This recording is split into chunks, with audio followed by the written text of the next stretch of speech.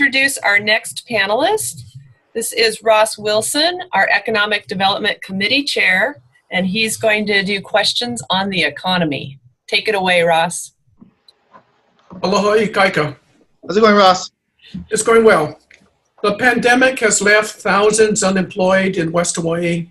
Many businesses, shops, and restaurants have been shuttered for good, and others are hanging on by a thread. I know these are tough questions and there's no easy answers. How does your administration plan to kickstart the economy and put people back to work based on the current circumstances that we're all facing on Hawaii Island? So, okay, you know, I walked through Kona Town, Ali Drive. Look at all the businesses, man. All gone, shut down. Walk through Hilo Town, all the businesses. 90% of the businesses in Hilo Town shut down. I think it's time to come up with a plan. I think we came up with a plan. One of the plans was, we all know we're going through a pandemic. We all know outside, being in the open air in the sun, it reduces the risk of catching this virus. Let's take all of our business outside. Could you imagine Ali Drive turning into a promenade, turning into an outdoor commerce where we can shut down roads, work with public works, shut down the Ali Drive, have all the business on the road, and we can have a walkway or open door commerce where we can go in and people can walk through and shop. We all know outdoors is the way to go. 1918, outdoors was the way to go for education. Every kid, every school in the world will take their studies outdoors. So outdoor commerce. Indoor, change the permitting process where the ventilation and filtration systems would make sure that our people that will come and spend their money will be safe within these indoor businesses. That's a few things. Next thing, better testing. We are not doing this in Hawaii Island. We're not doing this in the state. Test our sewage plants. Our sewage plants, if we look at the different states within our country, they're doing that right now. We test, and we have sewage facilities in every district. And what I mean by that, and people ask me, why would you test sewage plants? Because you can find the virus before it hits the street. What I mean by hits the street, it takes 4 to 5 to maybe a week to find out someone's ill from COVID-19. First, you got to have the symptoms. Second, you test. It takes about 3 days to get your results. By that time, it's like you're 7 days in.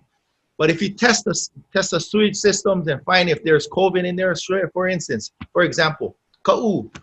Oh, every place in the sewage districts, all the districts have different sewage plants. You test one every other day, ka'u finds it comes positive. You can isolate ka'u and keep the businesses going around the island. So there's a few things: streamline permitting process, agriculture, food, novel,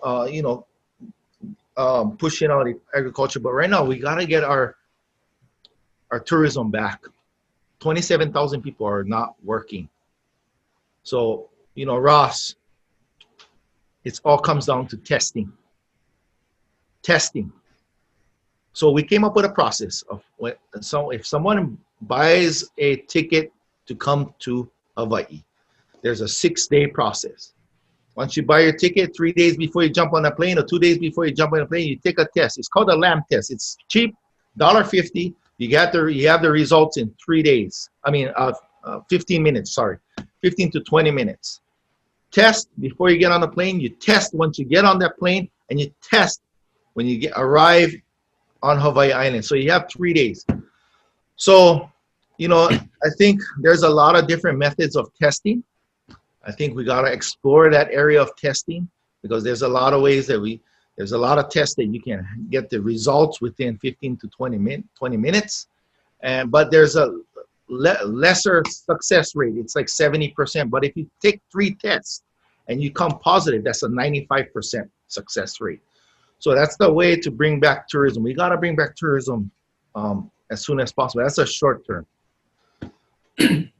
So knowing that once elected, you will have a 4-year term, can you detail your specific plans for economic and community recovery post-COVID-19 on the Big Island, both for short-term and long-term? So short term, I guess we want to bring back tourism as quick as possible. You know, it's going to take a while. The vaccines are coming out. Looks like we just was watching some of the debates that was happening in the presidential, and it looks like our president will be bringing out the vaccine before the election. So it all comes down to how pinpoint the vaccines are. Second, short term, let's look at short term. What's happening? Construction is working, it has not faltered. Our permitting process must go through faster for our construction workers. We got to keep our construction workers working during this time.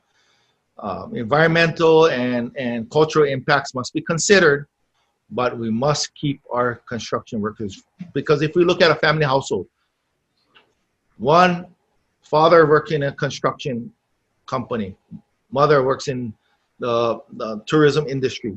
So we got to make sure one of those households are working to keep that household alive. Two, you know, we want to also obviously streamline and bring back tourism as quick as possible, which I just said on the question before. But long term, let's look at diversification of our economy. 85 to 90% of our food that we bring into Hawaii is shipped in.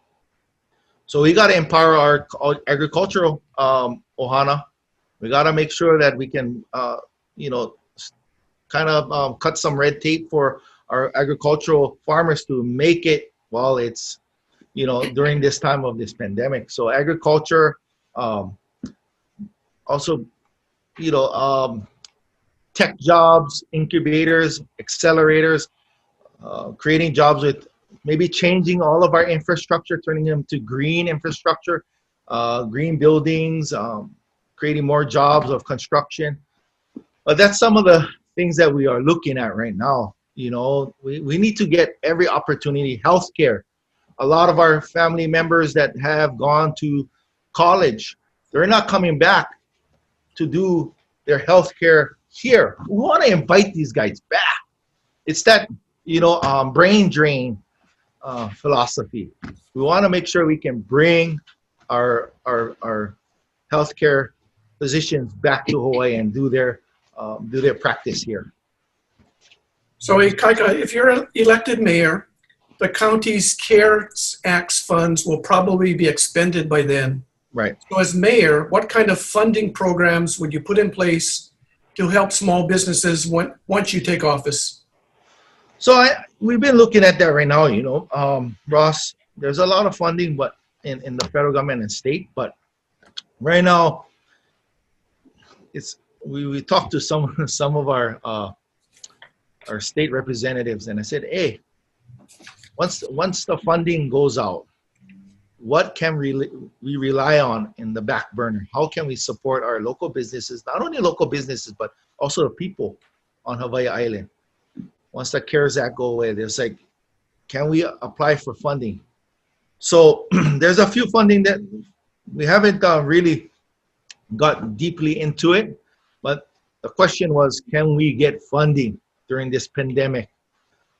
There was like, right now, it's going to be hard to tell you the truth. It's going to be hard to get funding because our whole country is going through this pandemic. We're not isolated. One state is going through the pandemic, so we can have some financial assistance with businesses. But there's a few that we're looking at right now. So, as you know, Ikaika, many people are now working remotely from home because of the pandemic. And you just brought this up, but it offers new opportunities, including attracting Kama'aina to come back to Hawaii so that they can work from here. So how would your administration address technology and infrastructure shortcomings on Hawaii Island? So, I think what we need here is we need a tech system. We need a data center. We need a data center here that where our people from mainland can come back and do their business. So we don't have a data system here, or a data center, should I say. We don't have a data center here, and I think that's what we need so we can bring back our people from the mainland. So you mentioned this before about supporting the visitor industry. And as we all know, it's the engine that drives the Big Island economy. So how do you plan to help the visitor industry on Hawaii Island? Well, you know, the visitor industry won't be in operation if there's no visitors. So we need to look at how we can bring the visitors back as quick as possible. And it comes down with testing. Comes down with the type of test, which is the LAMP test. There's a few tests that it's out there right now, which the LAMP test is being used by universities around the country, where you can get the results of COVID-19, positive COVID-19 within 15 to 20 minutes. It comes back with testing and how we can have the testing available. And it's cheap.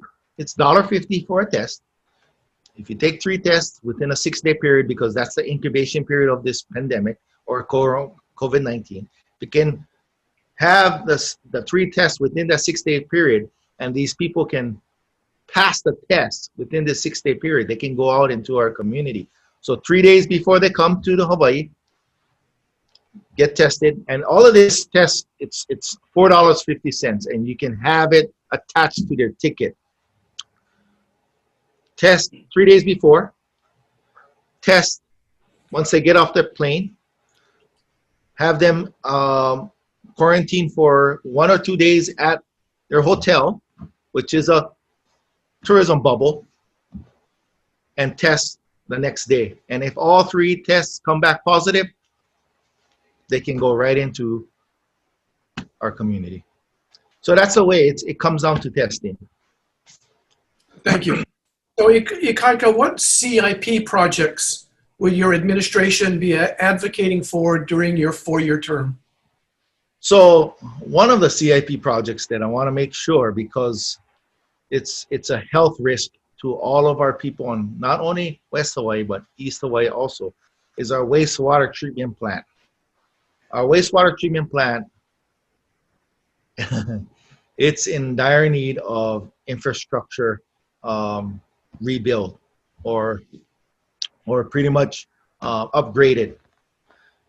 Our West Hawaii treatment plant at Keauhole is highly outdated. Not the plant, but the infrastructure around it. As you can tell, if you go on a Lee Drive, they're doing some infrastructure work already. Just one thing that we want to make sure, because it's the health and safety of our people on Hawaii Island. So I think that's the first one.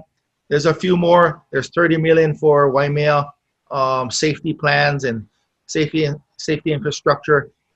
And then there's another one, which is improving our emergency routes.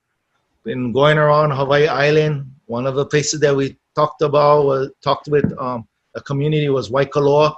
There's a lot of brush fires, and there's only one way, and Waikoloa is like one of the biggest cul-de-sacs in Hawaii Island, and they need a emergency route out of Waikoloa. Puna, there's a lot of emergency routes that is needed. Kailua Kona, and also Hilo and Kohala. So that's a few things that we want to kind of push forward. Perfect, thank you. So Ikaika, do you support the state extending the Pohakaloa training area's lease that expires in 2029? Yes or no? Why or why not? So, we do need, I'm just going to say this, no, because there's, the lease, how much more are you going to bomb our island? How much more of the uranium going to go into our water table? How much more are we going to keep? I mean, this is within miles away from homes. To me, it's like, it's right in my backyard, and just for me, it's the safety and well-being of the people. That's it. I want to make sure that people on Hawaii Island is safe during this time, and there's a lot of other areas that, could possibly be for training, and take it to, no, well, I shouldn't say that, but there's a lot of different areas in the United States that can be used for, military training. Thank you. And my last question, Ikaika, is, do you support geothermal development and other renewable energy sources on Hawaii Island? Yes or no? Why or why not? Yes. As far as geothermal, no. But everything else, yes. It's because of the technology that geothermal is using right now. I live next to geothermal. I see it all. I hear it all. I smell it all. It's happening right now. It's hard to make a decision if people don't live next to geothermal all their life. So I think geothermal could be an exceptional source of energy on Hawaii Island, but it's so outdated. The technology there is from 1990s. They haven't. It's an Israeli company that don't want to invest into geothermal. There's a lot of different other. So I'm not against geothermal. I'm against PGV. Secondly, there's a lot of opportunity. Puhonua has the opportunity to be successful, and it's business. I'm a business person. I'm not against business, and if for Puhonua, it could be a benefit to our county. There's some pros and cons, but the pro for our county, for my job, we have a problem with solid waste. We have a problem with trash on our island, and we keep on digging holes to bury our trash. The first thing that I told Puhonua, Kevin, the manager of the plant, Kevin, is it possible that Puhonua can be a waste to energy plant? And the first thing that he said is yes. So when it came down to yes, I said, wow, that is a problem solver for our county government. So yes, I'm for every, and also OTEC. Ikaika, I thank you for your candor. Mahalo. You're welcome. Welcome, Ross.